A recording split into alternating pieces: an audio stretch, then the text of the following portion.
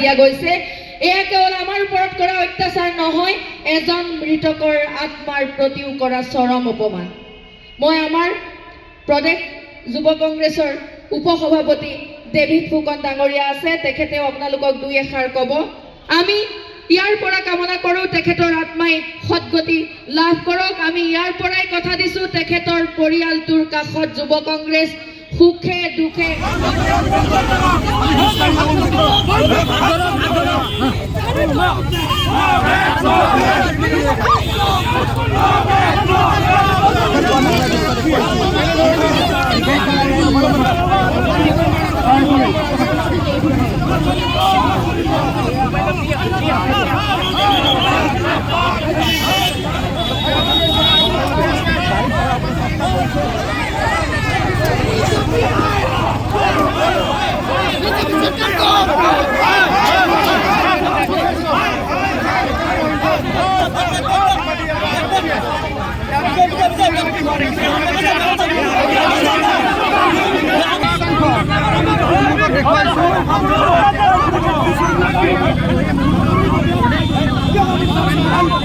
ভূপেন কুমাৰ বৰা আৰু দিগন্ত বৰা তেখেতসকলে বাধা আৰোপ কৰিছে দিয়া গৈছে।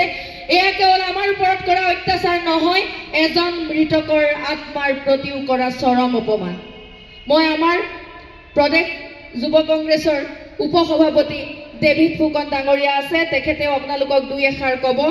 আমি ইয়াৰ পৰা কামনা কৰোঁ তেখেতৰ আত্মাই সদ্গতি লাভ কৰক। আমি ইয়াৰ পৰাই কথা দিছোঁ, তেখেতৰ পৰিয়ালটোৰ কাষত যুৱ কংগ্ৰেছ সুখে দুখে